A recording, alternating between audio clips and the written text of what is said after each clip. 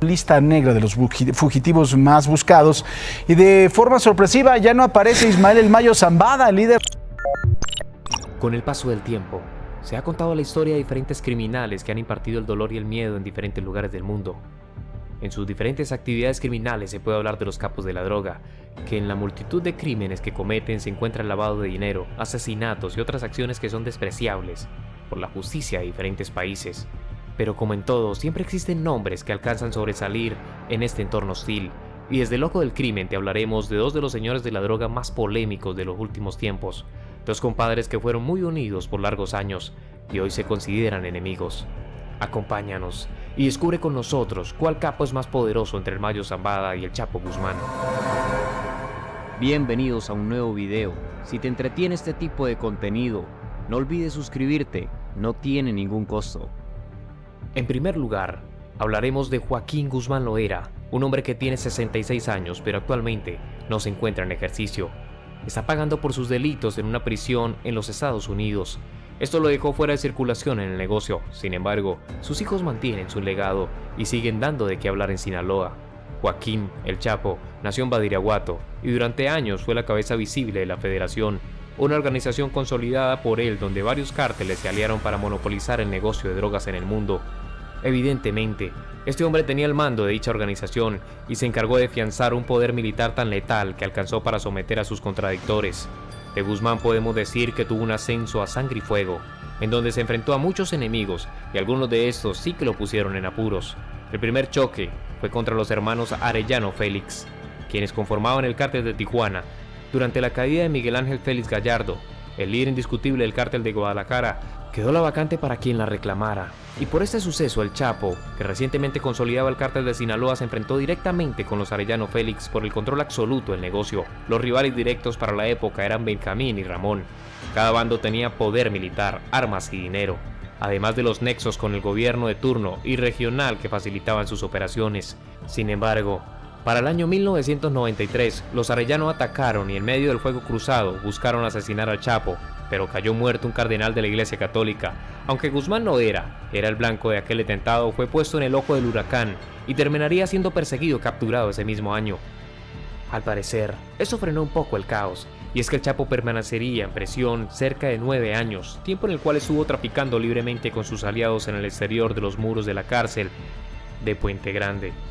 En el año 2001, el capo se fugó de la prisión y la rencilla del Paso seguía vigente, porque en medio de su crueldad logró tenderle una trampa a Ramón Arellano y en febrero del año siguiente, o sea en el 2002, el capo de Tijuana fue asesinado. Un mes después, Benjamín Arellano sería capturado y aunque esta familia tenía más hermanos vinculados al negocio, Ramón y Benjamín siempre fueron los líderes directos de esta organización. En este orden de ideas, el Chapo había sacado de circulación a sus rivales directos y su ascenso empezaría a notarse porque con el paso de los meses, el cártel de Sinaloa tomó una gran influencia en el mundo. El Chapo Guzmán no tendría pocos enemigos, pues se caracterizó por ser un buen estratega que en ocasiones recurría a la traición.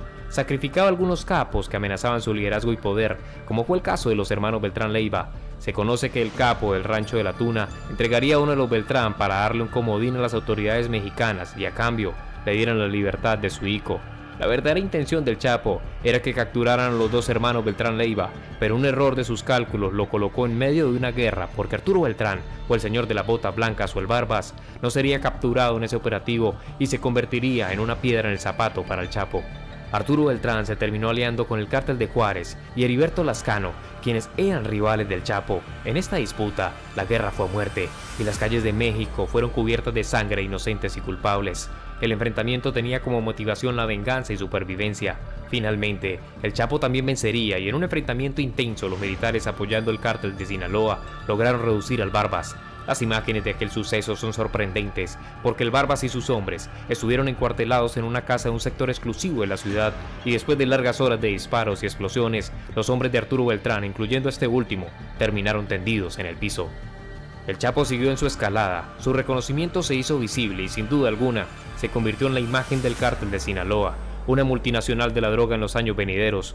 Por eso su poder alcanzó tantas dimensiones que logró corroer las más altas esferas militares y entes gubernamentales. Sin embargo, debido a una ofensiva de la agencia antidrogas, lograron apresarlo y recluirlo en el altiplano. Para esa fecha transcurría el 2014, y en su encierro se limitó a planear su salida, esta vez por medio de un túnel, fuga que llevó a cabo en el 2015 y unos meses después sería recapturado en el año 2016 y enviado en extradición a los Estados Unidos en el 2017, lugar donde se encuentra encerrado y muy seguramente se jubiló del negocio debido a su imposibilidad para continuar traficando.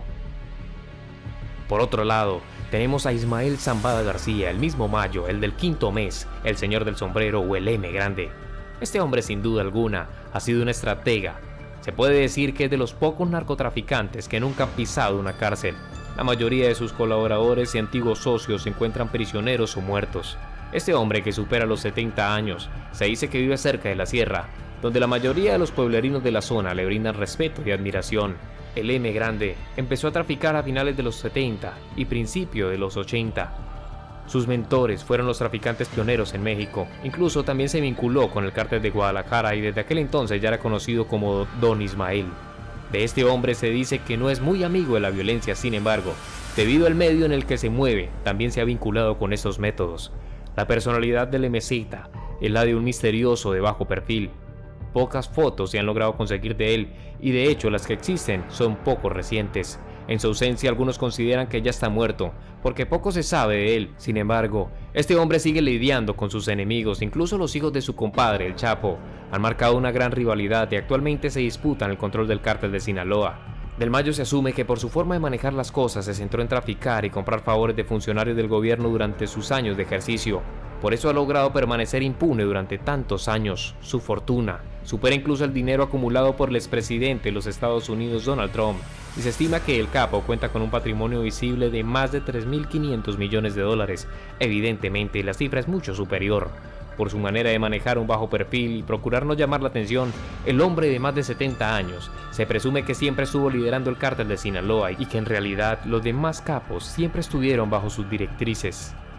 En este orden de ideas, se habla de que el M grande utilizó al Chapo Guzmán para lograr su cometido y este último fue quien se llevó la peor parte, porque aunque estuvo en la cúspide del poder, se convirtió en el enemigo número uno en los Estados Unidos, además de que se convirtió en el hombre más buscado por las autoridades nacionales e internacionales.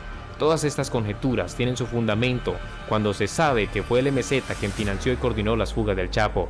La primera ocurrida en el 2001 y la segunda en el 2015. Esta última se sugiere que fue un intento del MZ por distraer la atención de las autoridades, pues al estar el Chapo prófugo, las fuerzas del orden buscarían recapturarlo rápidamente. Al Mayo se le acusa de ser un topo, alguien que ha delatado a algunos de sus compañeros y esto le ha premiado con su libertad.